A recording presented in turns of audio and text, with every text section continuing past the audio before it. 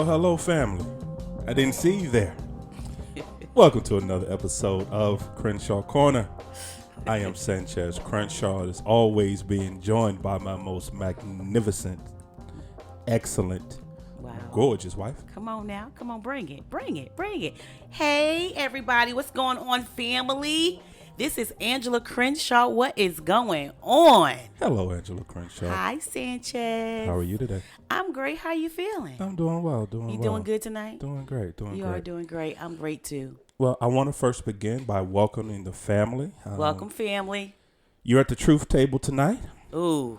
Yeah, the truth table. Ooh. So for the family who are not familiar with what I'm saying, when you come to the truth table, all you bring is truth. Yeah. You don't bring your feelings. No. You don't bring your emotions. No. And when you leave the truth table, you don't hold grudges. You don't. And you don't take any of it personal. Nope. That's scary. Yeah, it's really scary. Yeah. Truth table. We've been doing the truth table for years. We have. We have been doing it for years. We may kind of get into the truth table a little bit But tonight. I think that, the Crenshaw Corner is a truth table. I would agree with that. I think that the microphones are the truth table. Our space is the truth table. Yeah. So yeah. Can't really hide behind it, Can't really hide behind it, So I'm excited.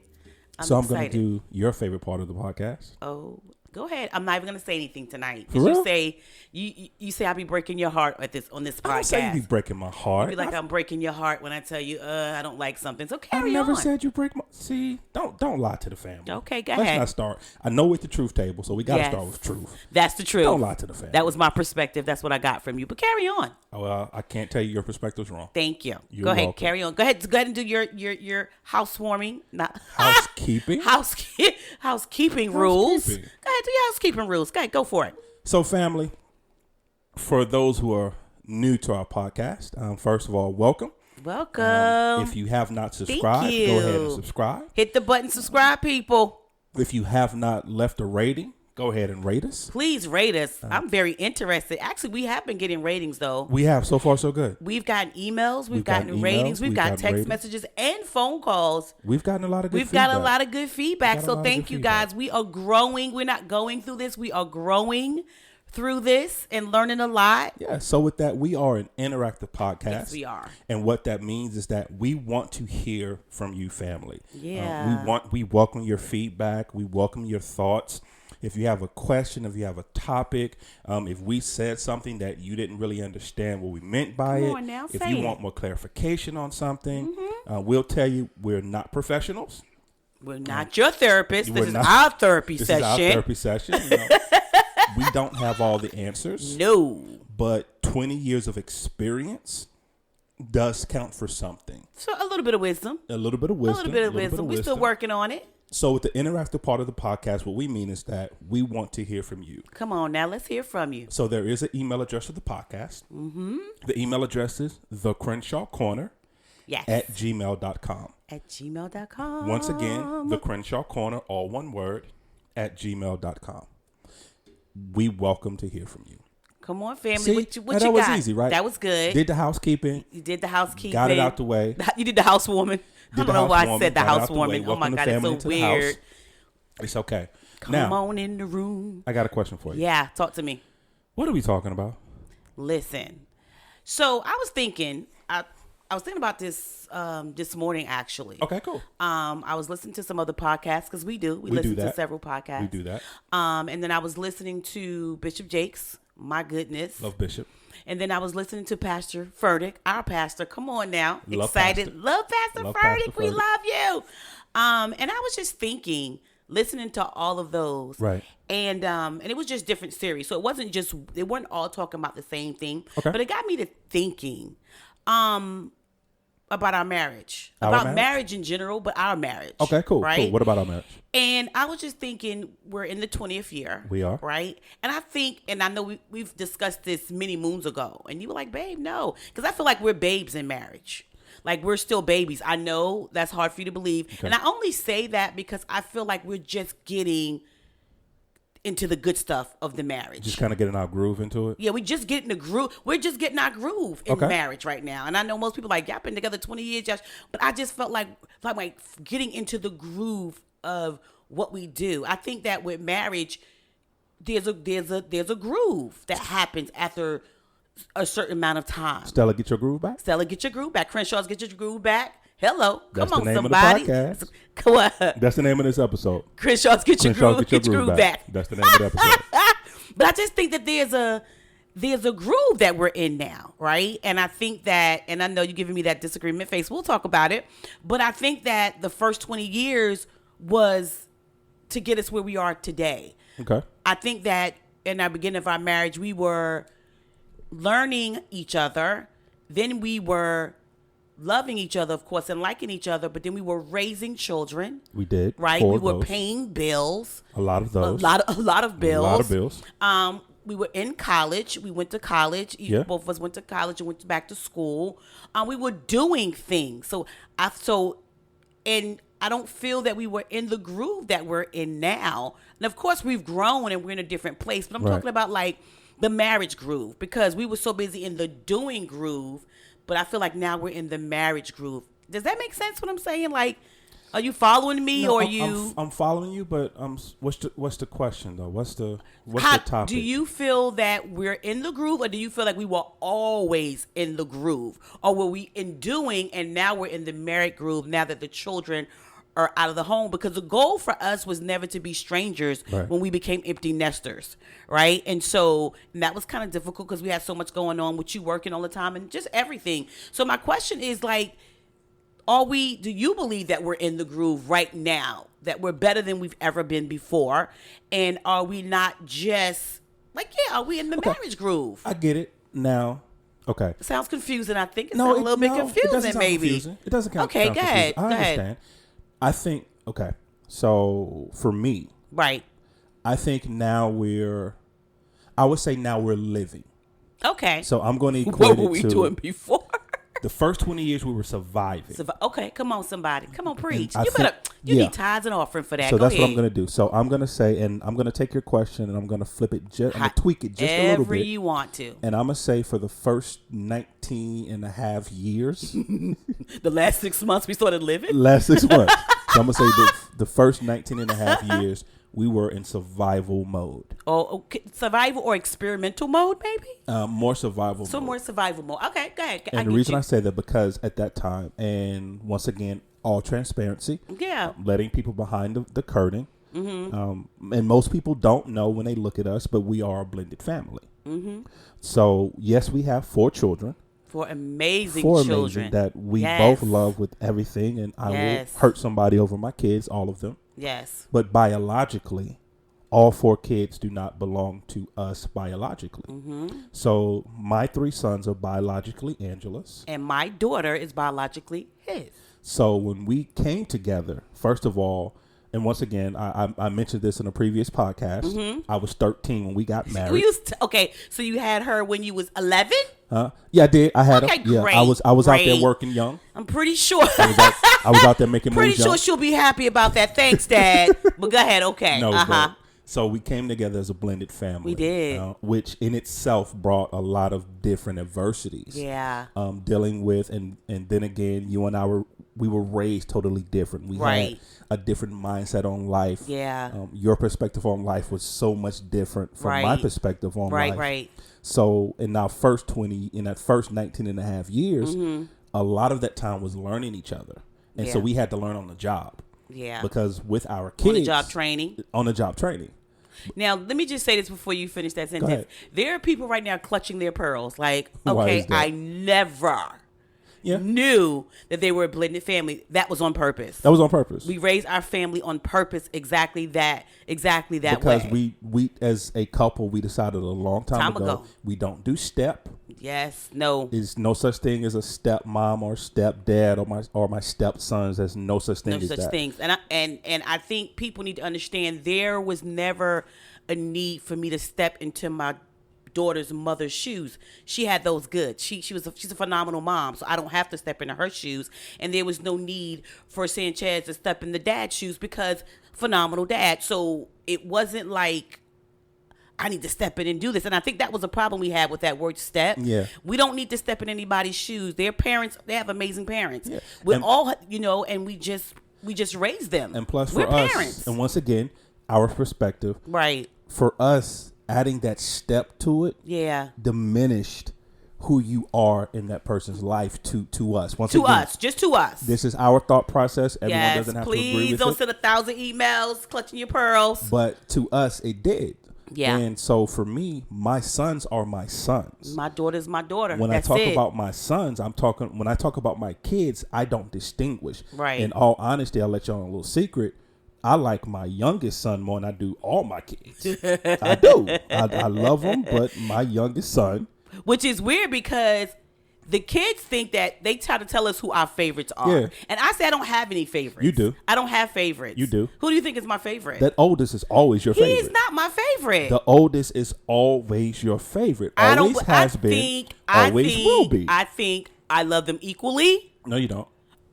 Because I don't treat them equally the same, but I do don't. love them equally. You don't. It's impossible. It's impossible. Ha. Okay. Okay, we'll say this. I don't have favorites. That's a lot too, but hold on for a second. Okay, go ahead. So I'm going to state a very unpopular opinion, Okay. and I'm going to burst a lot of people's bubbles. Don't burst mine. We'll have a Mostly problem in here. mothers who always say, I love my kids equally, and it's not possible. And here's why.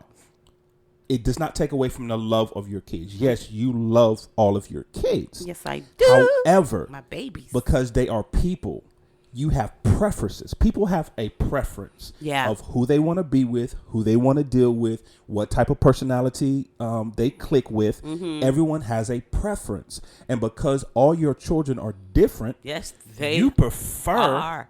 one kid over the other. And you have to love your kids. You can't love your kids the same way because they're not the same people. Man, listen. The way I don't have a favorite. You do have a favorite. It's your oldest. The oldest. Ask any of your kids.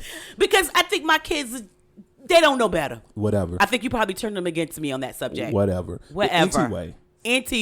Who? So, coming into the situation, once again, as a blended family. Yeah. Once again, and I'm going to burst some other bubbles that people don't know. Mm-hmm. You're my second wife. I am. I was married before. He was. For 24 hours. Well, a little more than 24 hours. But I got married very young. You did. So that means you were married at 10? I was married because at if you 9. married me at 13, you were married. I was married so you at got 9. married at 9. Yeah. My parents signed a relationship twice. Twice. They signed Okay, it twice. great. Good to hear that. Yeah, Good to hear but it. I was young, and in that particular situation, I did not marry the person. I married the concept of the person. I think you married the memory because you were high school sweethearts. I did. We were middle school, high school sweethearts. Yeah, I think you married the memories. And I married the memory of who she used to be and the concept of who I thought she was. Yeah. But who she actually was so much different than the concept. Got you. We'll get in. That's a story for another time. Yeah. So there's a lot of, this is the truth table, guys. So I know there's a lot of pearls being clutched tonight. They clutching pearls tonight. They are. So with that being said, so once again, coming in as a blended family. Yeah. Coming in with, I was your first marriage. You were my second marriage. Yeah. You were my one and only. Yeah. I brought baggage in from that. Yeah. And then again, the age difference. Yeah. You were already fully established in life. Yeah. You had a strong plan of where you wanted to be, where you were going. Mm-hmm. I've never had a plan. Do you plan now? That's the question. No. So you don't plan? No. Well, I'm pretty sure. So how do things get going? You do it. I don't plan anything. But you're strategic though. Like I'm very strategic. Yeah. Once the plan is there, boy. Yeah. Now, once you give me the outline of the plan, I'll make it work. It's going down. It's going down. You're looking at me to sit down and create the plan. We got a problem out here. Well, that's another conversation we'll discuss. Yeah, and that's really because of my upbringing. We were not plan people. It was living by the seat of our pants at the time. I've always been a planner. So you have, once again, you have a blended family. You have an age difference. You have someone who's a planner. You have someone who just flies by the seat of their pants. Mm-hmm. That wasn't me, by the way. I ain't flying nowhere by no seats of no pants. Yeah, for the longest time, if it felt right, I did it. Yeah. And we'll work out the consequences later. That is the truth, And people. for the longest time. Mm-hmm. And so that's how I lived. And so we had a lot of balls in the air, a lot of juggling. Yeah, we did. And there were a lot of adult situations that I walked into marrying you And I wasn't sure if I was ready to be an adult at that time. Yeah. Well, I think not even had anything to do with age. I think for a long time you didn't want to be an adult. Like, yeah, I'm still trying to figure out how I can stop being one now. like for real. I think too. Not even that, Being but an adult is overrated. Is it? So overrated. I think too. Trying to figure out in the midst of all of that, we had kids who were in different things, so we were driving everywhere. One kid is dancing. One kid is an actress. One kid is in trouble. One kid is in trouble. One kid is feeling left out. One kid is doing this. So it's like one kid. Once we get one kid right, another one go crazy. You know what I'm saying? Once I get right, then you go crazy. Yep. Once you get right, I go crazy. So so it was the best family ever when I think about that thought process. But anyway, but first it year was of our marriage, family, she threw her ring at me. I did. She threw her ring at me. I had enough first year. We knew divorce was never an option. But I didn't know violence was on the table though.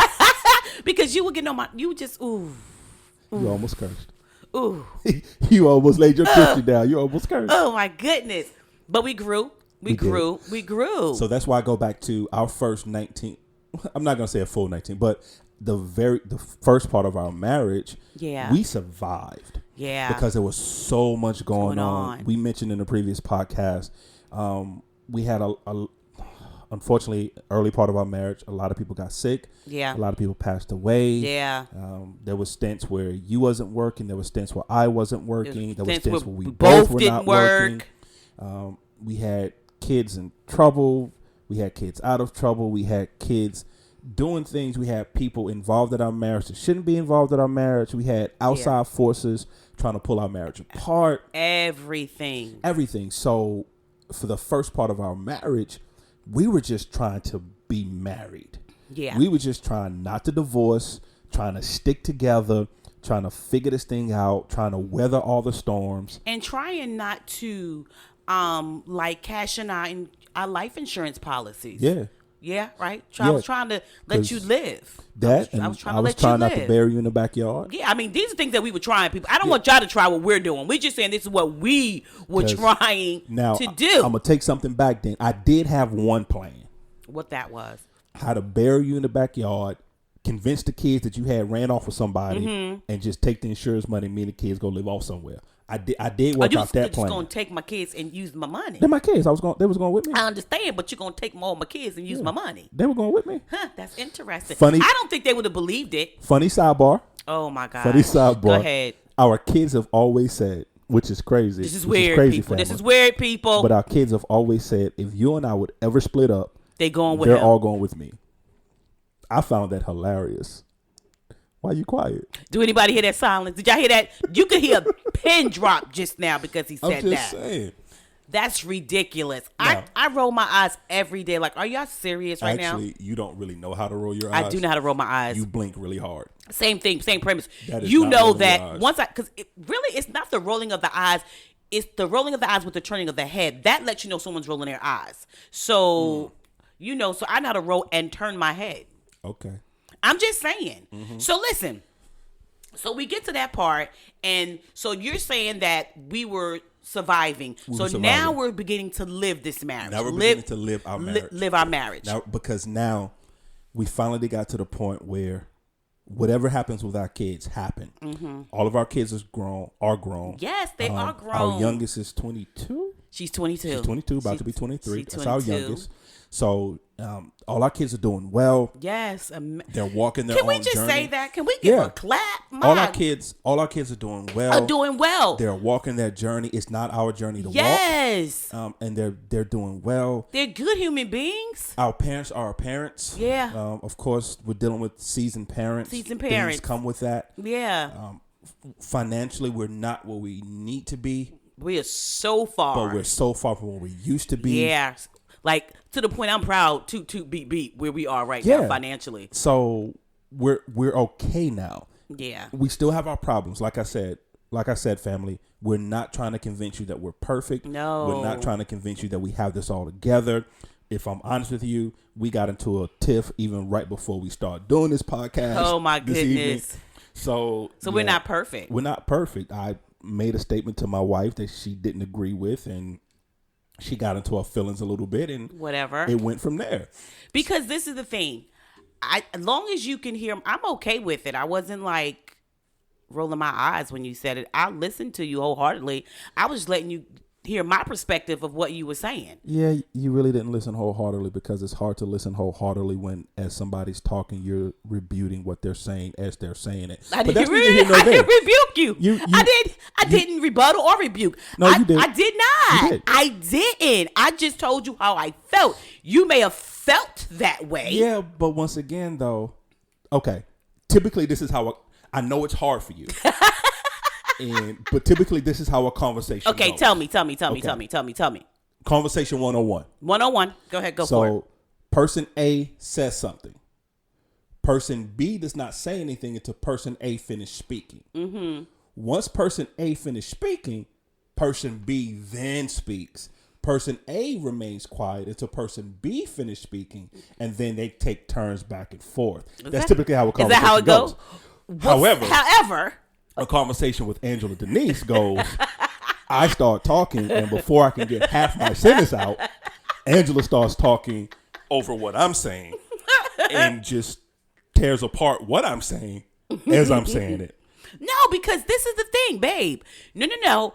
I don't do it all the time. I do it sometimes, not all the time. I'll be honest. But sometimes I'm like, let me say this because I'm gonna forget it.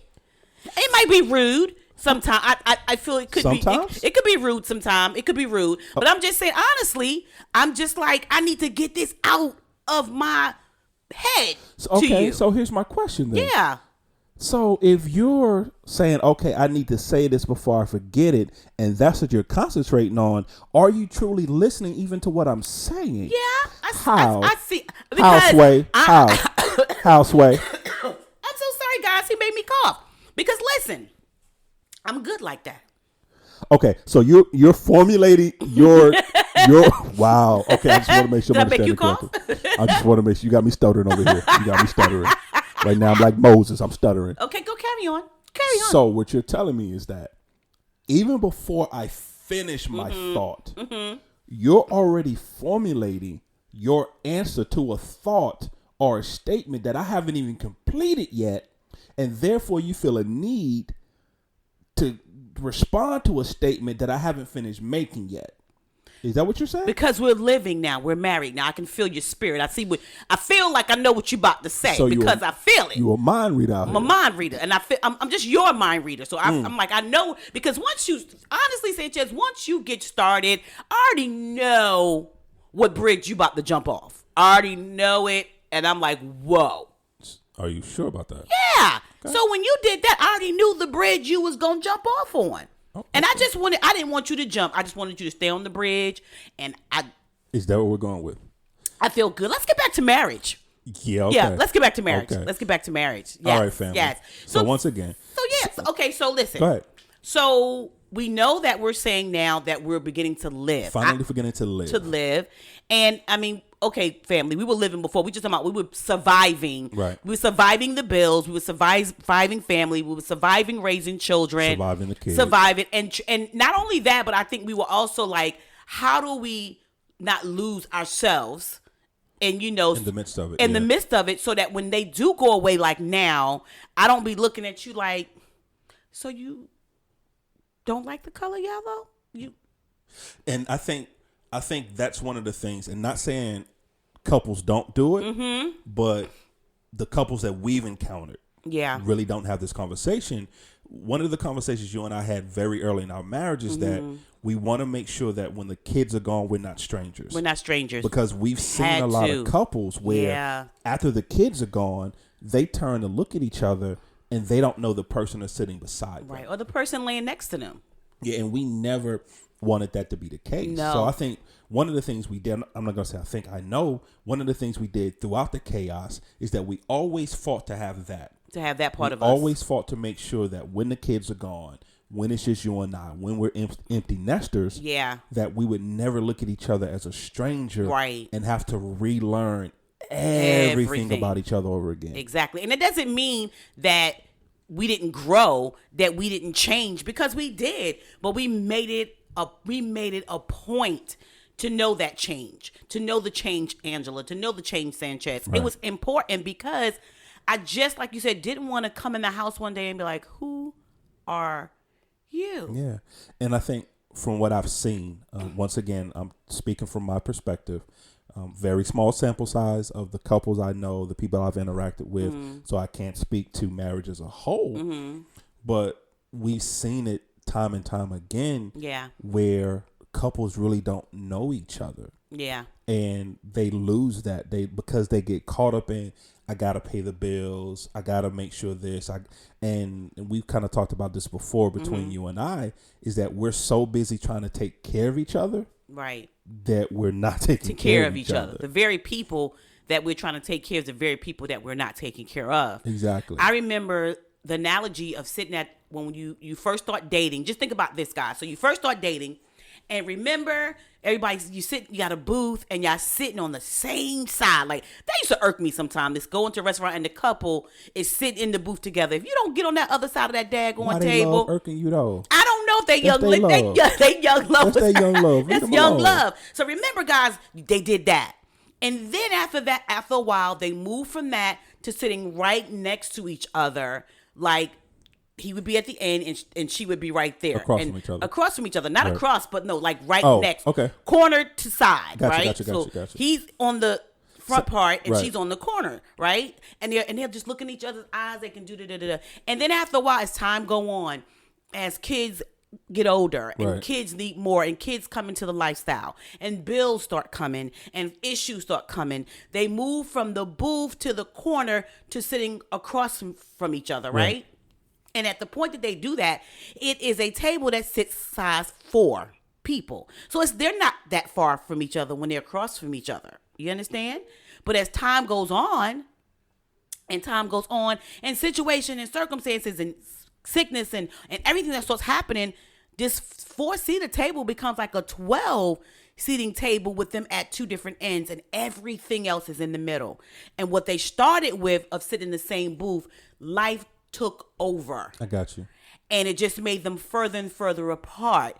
And so our goal, I believe, was to always have the capability to be in that seat together, in that booth together, like the young lovers who worked my nerves when they used to do it at the restaurant. Yeah. But that was always our goal, because I just didn't want to stand up and have to yell across the table to A. Can you pass the salt? Right. A. Can I get the ketchup? You know what I'm saying? Yeah. And then you have to fight through children, sick parents, bills, job, sickness, disease, and all those things just to bring me the ketchup. I didn't want that. So we wanted to make sure that we did that. And that was hard. It was. But one of the things, remember, I used to always tell the kids, you come first. Yeah, we did. You come before everything. We did. My structure has always been God.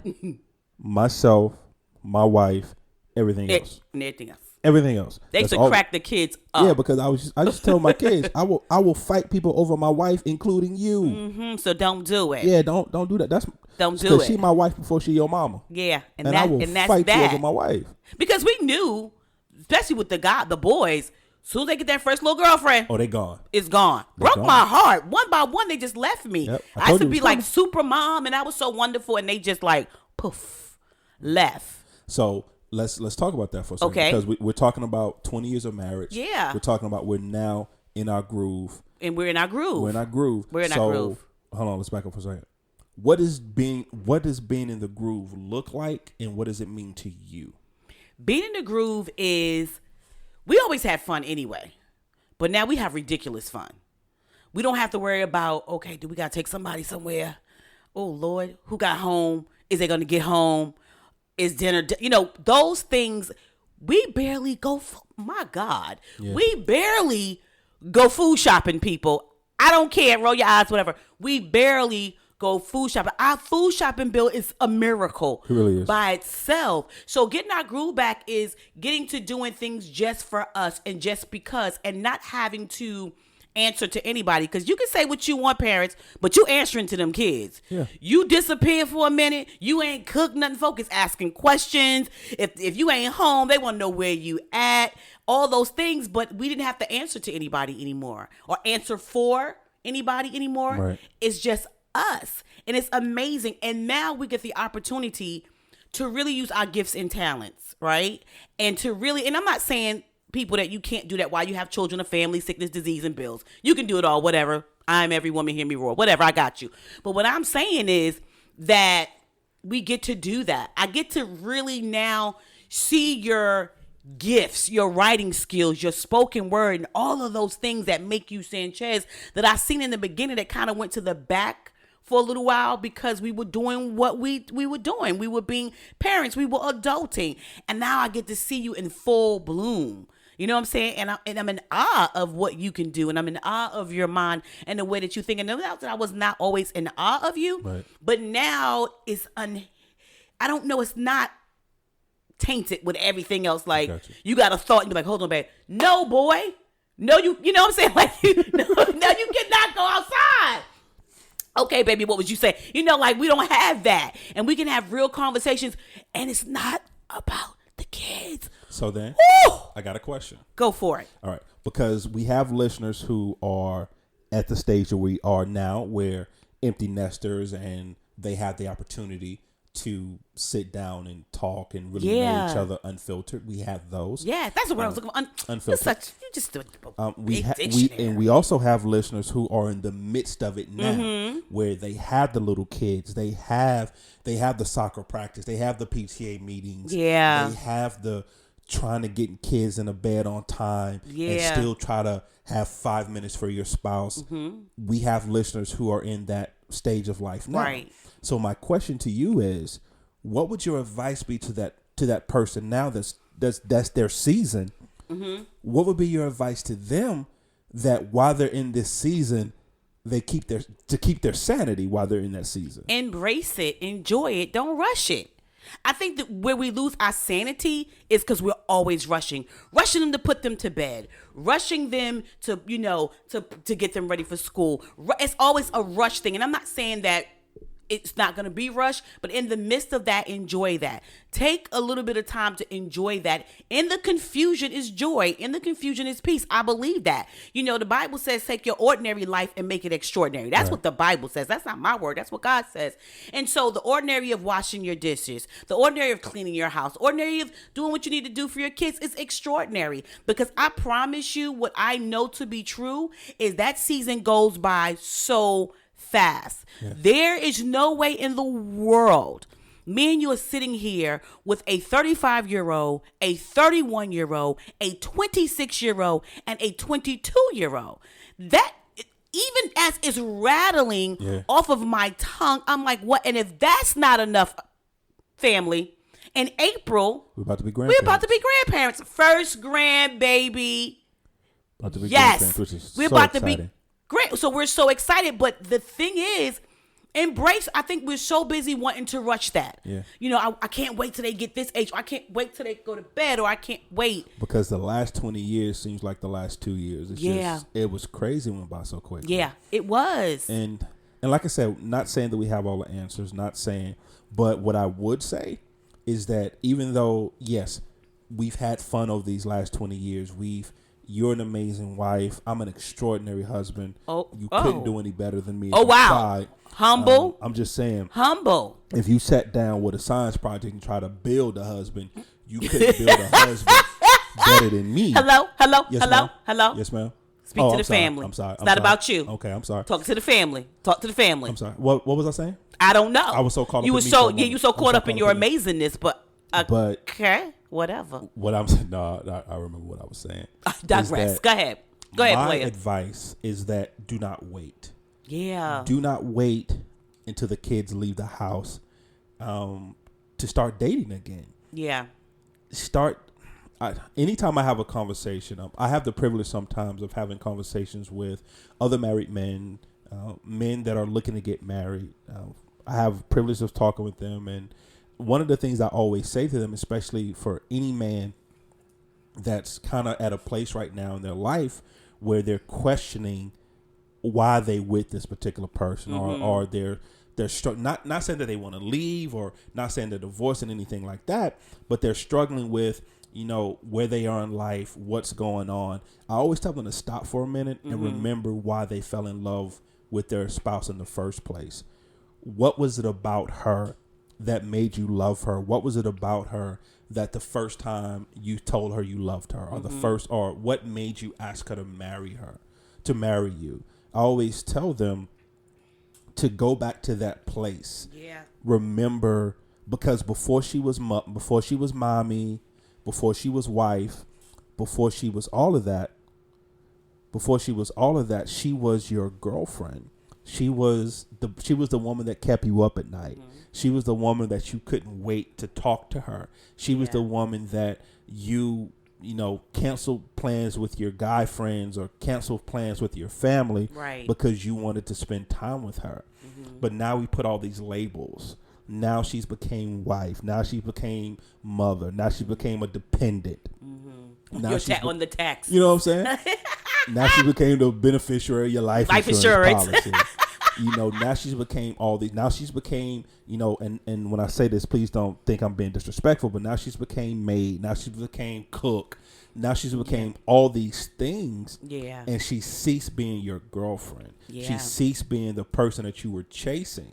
Mm-hmm. Because what I found out a lot of the times is that your wife goes from the person that you were chasing to the person you're running from. Mm. And that never works. It never works. It never works. You have to always be chasing. Mm-hmm. And I think for us, I wish we would have understood that a little bit better, a little earlier. Yeah, I believe so too. Because in all honesty, you don't have to wait until the kids leave to be empty nesters. No. Because they get to a certain point where they really take care of themselves. And I know we don't like talking about that. I know we like feeling needed, and I know we like wanting to be the center of their little universe, and we want to do all these things because it's self-gratifying to us, and we have this little life that's dependent on us, and so on and so forth. But then we lose ourselves in that process. Yeah. I'm sorry, go ahead. We lose ourselves in the laundry. We lose ourselves in the paying the bills. We lose ourselves in the PTA and all those things. And we only conversate. And this is where he's saying we wish we would have learned a little bit early. Because even when we used to go out to dinner, the conversations were still about the kids. Our conversation was always centered around these kids. This kid got to do this. This kid done did that. Yes. What we going to do with this kid? What this kid? Our conversation was always centered around the kids. So at that point, we could have stayed home and just cooked dinner. I'm not going to spend $120. And we going to be having the same conversation. It was never about our aspiration and our dreams. It was all about their aspiration, their dreams, and what they wanted and what they were going to do and how we were going to get them there. Right.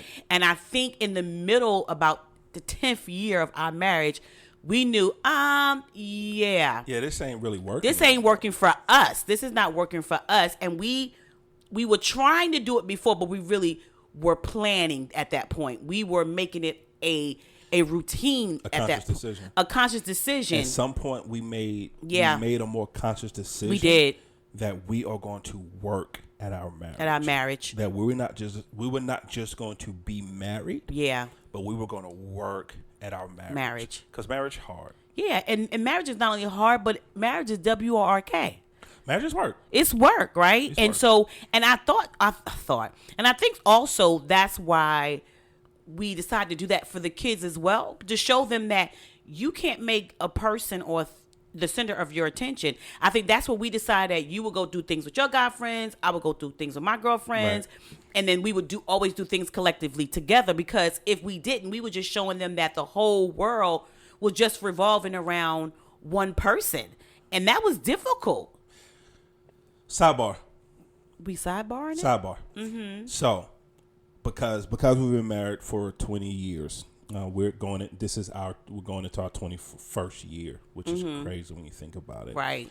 We've had a lot of conversations over the years. Yeah. We've had some good conversations.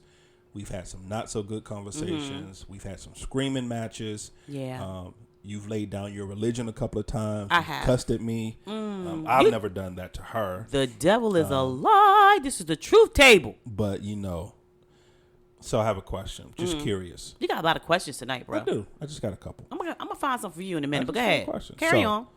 Typically, Whenever you have a conversation with somebody, you've already had that conversation with yourself first. You've kind of already played out how you want to start the conversation. I mean, especially if it's a person that you know well, you kind of know how they're going to reply and what they're going to say. So you play their part of the conversation as you're playing your part of the conversation. So for you, what does that inner dialogue sound like? So if you have something to talk to me about, so if it's something, you know, when women do to men all the time that we hate to hear those words, we need to talk. You don't like to hear them words. I hate those words. Because the issue with you is the moment I say we need to talk, no. I'll be like, babe, we're going to talk. We're going to get home. He's like, no, tell me now. I'm like, no, we're going to talk when we get home because together. That's a whole setup. It's not a setup. That's a whole setup out here. Baby, how's that a setup? Because nothing ever comes good after those words. It does. Man. We've had plenty, baby. I need to talk to you. Good thoughts, good conversation. Man, no. Not going to do it. Not going to do it. So my question is this. So before we get to that point of you having, first, have you had that inner dialogue with yourself before you even come to me and talk to me? And if so, what is that inner dialogue like? And with that being said as well. All right. As you're having that inner dialogue, is it more individually focused or is it more marital, couple focused? And what I mean by that, when you're having that inner dialogue, are you trying to figure out how the best that you can win this conversation? Or are you really looking at it, well, I need him to get something out of it. I need to give something to it. So am I making sense? You're making sense. Well, let's just say this. Now, I can be immature. And I can have a conversation with you, and at that point, only be thinking of myself. Okay. Right? I can do that. You know. And I say immature because that means I'm gonna be real petty with my conversation. Right? I'm just being honest. The majority of the time when I come and I want to talk to you about something, I do have inner dialect. And the reason why, because I want to make sure, because I know who you are, and depending on how I come to you, is gonna what kind of product I'm gonna get from you. Okay. Put it like that. So if I come to you a certain way, you have a tendency of shutting down. I'm gonna shut it all the way down. Yeah. And then we're not gonna have any conversation, right? So I have to make a decision. Is this a conversation where I want to get this off my chest and you can shut down if you want to, but I said all I need to say and I'm good with it? Or am I coming to because I want to resolve? Does that make sense? Right. So I have a dialect with myself and go, okay, how's this gonna come across to him? I have to be thoughtful and mindful. I want to make my intent always is never to hurt your feelings. And my intent is never to make you feel insignificant or to make you feel less than a man or to cut you at the knees. That's never my intent. Ever to be disrespectful to you or anything.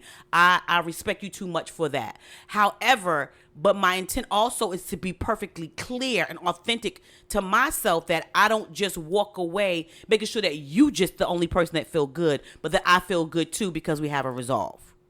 You see what I'm saying? Yeah, I get that. So it really depends on what we're discussing. And if I'm heartfelt, I'll give you, for instance, this is one he hates. He hates finances. Oh, Lord, here we go. Yes. I love to talk about finances. Every day, all day. I do not every day, all day. Wake up talking about finances. Go to bed talking about finances. Texting me about the numbers. I do not. She run the numbers. I do run numbers. I do. But look, so I'm just using this as a small example. We got the same 13 bills, family. We do not have Our the bills same don't change. 13 We got bills. the same We don't have the same 13 bills. And she want to talk about these same 13 bills. Oh my gosh. Every day, all day. So at first, I used to just come at you. And he wouldn't want to talk about finances and talk about our bills. I love it. I have a book for our bills. I have a planner for our bills. Just love talking about the bills. Just give me my note card on what I need to pay. Yes, so this is the thing. So in the beginning, when I first started this with him, I would just come to him and be like, no internal dialogue. Just like, it's okay. Because I'm thinking he can handle it. So I'm like, babe, we need to pay these bills. We need to do this. Let's go ahead and have this meeting so we can talk about the bills and saving and being debt free and all this. So let's plan everything for the whole month. And so that meeting would last about 35, 40 minutes. With the same Oh my God. 13 It's bills, not the same family. 13 bills. We only have 13 bills. Things happen Family. per month. Kids' birthdays, taxes need to be paid. Which is the Car same time every year. baby, but it can happen differently. Maybe giving them less money than before. But anyway, so I had to learn that the way that I was coming to him was shutting him down because you didn't want to talk about it. So I had to go, okay, I had to have an internal conversation with myself and say, Angela, he's not as excited about finances and Dave Ramsey and David Bach and all your money people I as like you Dave Ramsey, are. but I don't want to talk about Dave Ramsey every day. We're not talking about him every day. So I said, how do I work this? So I had that internal conversation with myself. How do I make it where we can do this without you sitting at the table holding your head with an attitude for 35 whole minutes and not wanting to answer my questions? And so once I did that, I said, okay, so how do I talk to him in a way that he will be okay and we can get it resolved so we can do what we're geared to do at these financial meetings? Because he had an attitude every time. So I had to talk to myself about that. And then I realized the meeting was too long. Entirely too long. 35 minutes for him was too long. To discuss the same. It's not, if you say that one more time, bills, it's going to be violence in here. Don't do it. So family, she beat me. Stop telling people that. So I said, okay. So I said, what about this? What if we have a financial meeting once a month for 15 minutes? Versus me saying to him, babe, we're about to have this financial meeting. Can you please come into the living room so we could talk about this? I got the book, everything's at the table, and I just need you to bring your calculator and stuff so we can calculate it. And I just want you to back me up. So once I calculate the numbers, can you back it up and make sure the numbers are right? And then once I calculate the numbers, she calculate them again. And then when she calculate them again, she want me to calculate them one more time to compare the numbers. I don't even think we answered this question. I don't even know if we answered this question. But I always do an inner dialogue first before I come talk to you. It doesn't matter what we're going to talk about because I want to make sure that I'm clear. And because, again, I have to remind, I'm speaking to a thinker. You're a huge thinker. So I have to make sure that I come correct with you or it's downhill from there. Yeah, well, here's the thing, though. Okay. Here's the thing. Go ahead. I'm not as evolved as you are when it comes to that. Okay, go ahead. So I too have an inner dialogue. Okay. I think we all do. I think any time that we approach any conversation or any situation, I think it's human nature to kind of play that out in your mind first before you get to it. And for me, we're both competitive. We are very competitive people. And it's crazy how competitive we are over some of the most simplest things. We are very competitive. You come from a debate background. I do. One thing that my wife doesn't really talk about, my wife has a law degree. My wife was going to be a lawyer. I was. She was a paralegal for a while. So she has that law mindset. She has that law, I'm going to argue you down type mindset. Where for me, I have a debate background. I did debate in high school. I love debate.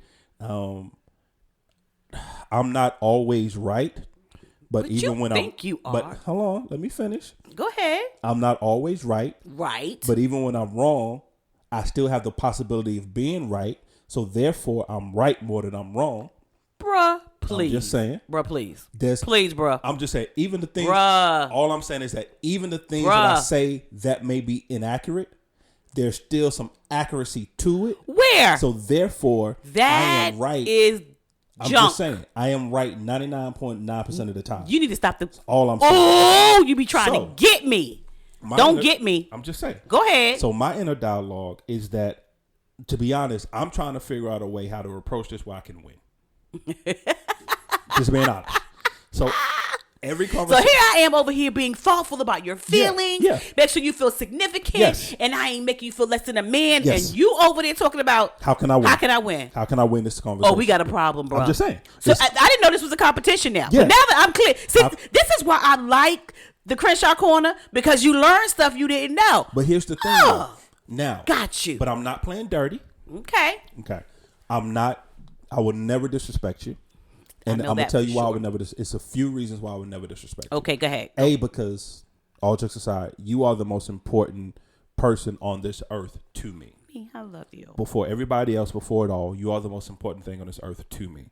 So, and I will protect you at all cost. Yes. Even if it means protecting you from myself. Yes, sir. So I would never disrespect you. I would never purposely hurt your feelings. I would never do any of that. Right. Oh, but if I can figure out a way to turn this in my favor. Wow. Not being disrespectful, but still turn this into my favor to win. Oh yeah. I'm like the Houston Astros out here. I'm still in signs. OMG. My sports heads will get that joke. I didn't get it. So I didn't laugh. I didn't know what was happening there. But yeah, I'm always looking for a competitive advantage. So I'm over here loving and gentle and flowers. Yeah. And you over there. My inner dialogue is trying to find a competitive advantage. Oh my goodness. In every interaction with you, okay, being honest with the truth table.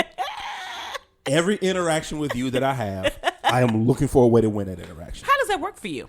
I win some of the times. Yeah. I do. Mm-hmm. Not all the time. I don't win as much as I would like to when it comes to that. And that's okay. And it's not going to happen either. Now, so I would love to be able to say that, I have my inner dialogue. And yes, I'm thinking, I'm having you in mind first, and I want to make sure that you're able to get your thoughts and opinions out. I want to make sure I validate your opinions. Right. I want to make sure as a couple that we're together in this. Right. I would love to be able to say all that. Yeah. But if I said that, I'll be lying.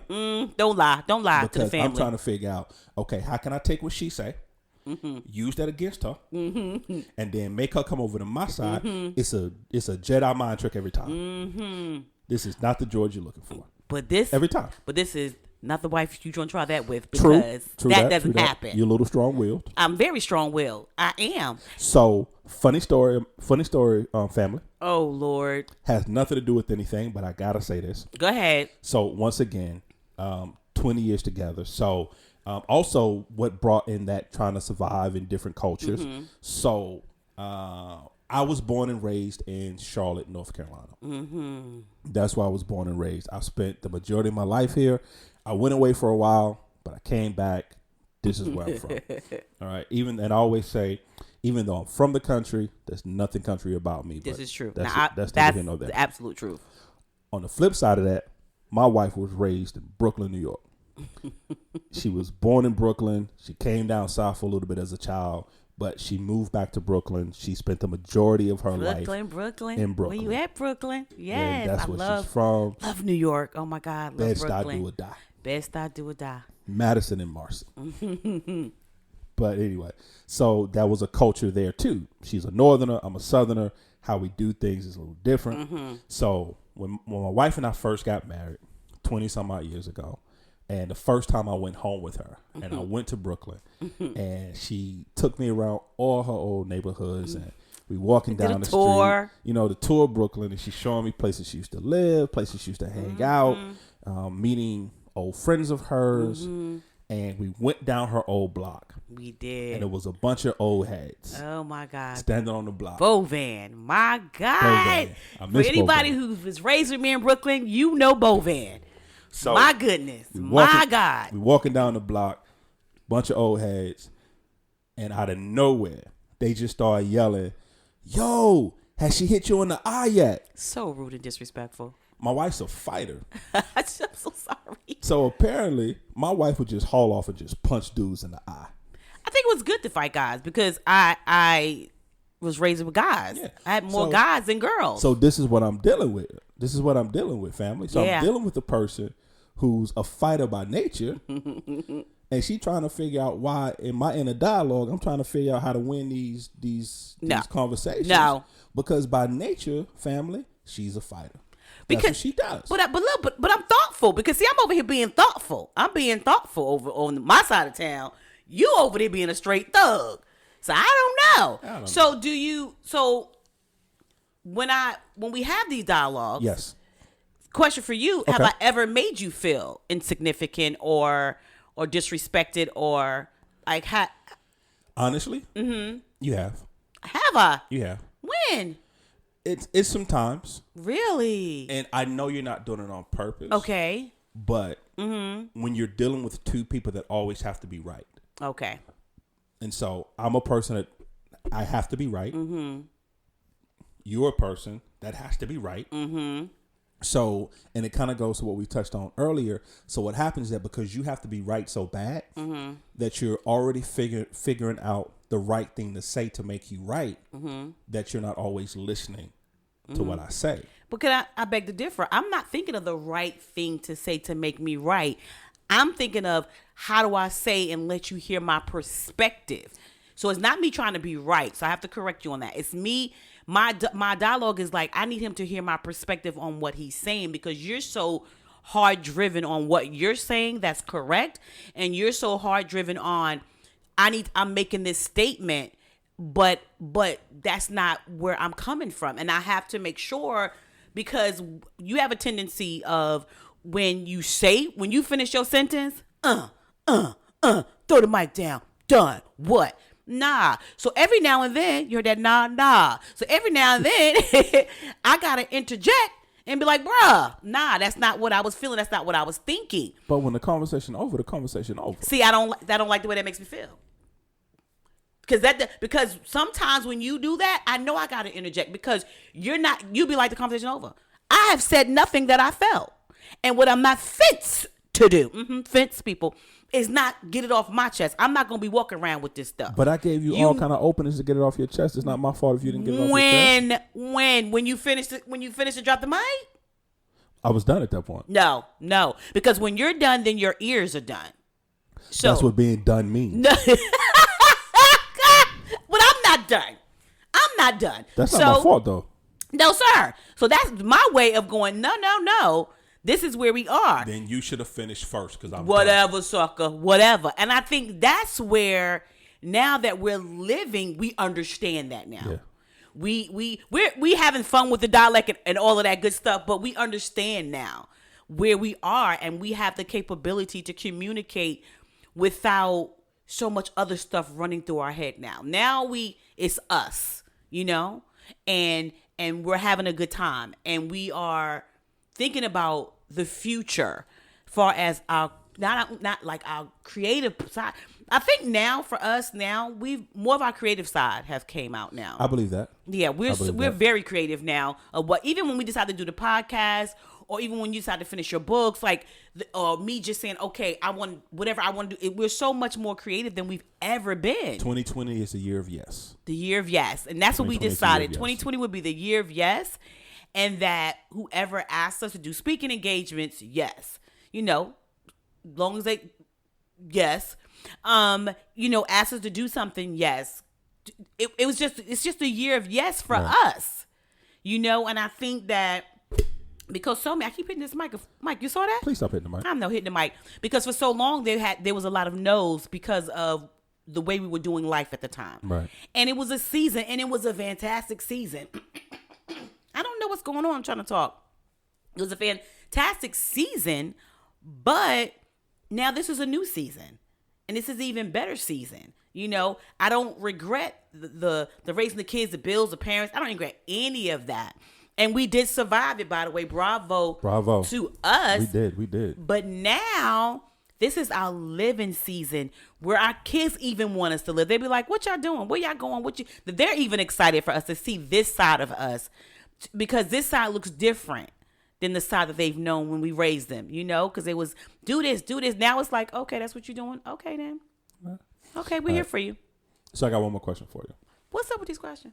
One more question. Mm-hmm. So in the previous podcast, I posed a question to you. Mm-hmm. If you could go back to the version of yourself right before we got married, what advice would you give her? Mm-hmm. So let's fast forward a little bit, because we're 2 decades into this. Right. We're 20 years into our marriage. Mm. So let's say if you had the opportunity to go back 10 years. Mm-hmm. So 2010. Okay. Just celebrating our 10-year wedding anniversary. Okay. And you have the opportunity to go back to that version of Angela, the 42-year-old version of Angela. Mm-hmm. What advice would you give her? To make that the year of yes, too. To make it the year of yes, that you can have a balance. You don't have to think that you can't. You can have it all. in balance, that you can do it all in balance, Right. you know, and that don't concern yourself that right now you've raised, even as teenagers, they're incredible human beings. They're incredible people. You've raised incredible human beings. You don't have to worry so much about them, you know, let them go. Let them do whatever they want to do and just always be there for them versus trying to control what they do. Because I think there was a lot of fear that made me try to control a lot of things that they did when they were teenagers and young. And of course, that's what we do, right? But I believe that I should have been less controlling and more letting them do and believing that every prayer that I ever prayed for my children would manifest, because here we are another 10 years and everything that we've prayed for our children has manifest. You know, praying for them to be great people, praying for them to be loving and kind, praying for them to have someone that will love them as well. Those things have manifest, and they're these incredible people. And I think that I would have told her, relax a little bit. Just relax. It's okay. I promise you it's okay. And then also relax on Sanchez too. Relax on him. He's okay. He's all right. You know, I just thought about 10 years ago, you were going too fast. You were going up the corporate ladder a little bit quicker than I wanted you to go. And of course, it's not my choice. That's not what I'm saying. But there was a part of me that was like, slow down. Just slow down. And a part of me, I was concerned that maybe because you had such a big family that you were chasing money, you know, because you were making good money, you know. And I felt like maybe you were chasing money. And I didn't want you to do that. I wanted you to have your sanity. I wanted you to have your peace. I knew that we would be okay. So, but I would have said that time period, give him a break. Give him a break. Don't if that's what he want to do for right now, don't stop him. Right. Don't stop his shine. You know, let him do it. And if you see that it's progressing to something, then at that point, talk to him. Have that inner dialect with yourself, and then have the dialect with him of how you feel and why you feel the way that you feel. So I think that would have been what I would have done. How about you? What would you have done? What would you have said? Actually, it's amazing that you said that, because my advice to the 32-year-old version of Sanchez going into our 10th year of marriage would have been slow down. Wow. It would have been because I was so busy trying to take care of you that I was neglecting you. Because I was so busy working so much, and I think that time I may have had a second job as well. Yeah, you did. I tend to keep two jobs. Yeah, you did. So I was, working up the corporate ladder, putting in at that time really 50, almost 60 hours a week. Right. At the main job, going to a second job. I was so busy trying to take care of you, and so busy trying to provide for you, and so busy trying to give you what I thought you needed, that I wasn't spending time with you. Yeah. That I wasn't taking care of you, for the lack of a better term, because what I thought you needed was not what you needed. And because we never had that conversation, and I was going by an old way of thinking that you just got to provide. Wow. Not realizing there are different ways to do that. Yes, the Bible say a man who does not work does not eat. Yes, the man is the head of the household. Yes, the man is the provider. Yes, the man is the covering. Right. But that means so much more than just Financial. Yes. That means so much more than just Absolutely. getting up, going to work, putting in 60 hours a week at a job, coming home and then not doing anything else, being too tired to talk to your wife, being too tired to go out with your wife, being aggravated because your wife want to talk to you, but yet you say you're doing all this for your wife. Right. Wow. So the advice wow. the advice I would have gave to myself is slow down, pay more attention, because you're not paying attention. Because if you were paying attention, you would realize that your wife is unhappy. You would realize that this bothers her.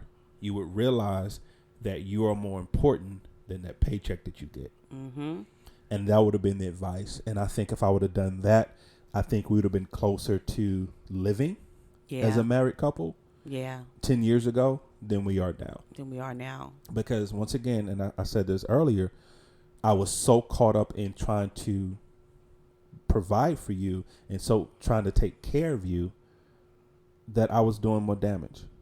I was doing more harm than good. Wow. So that would be the advice that I would have gave myself 10 years ago. Wow.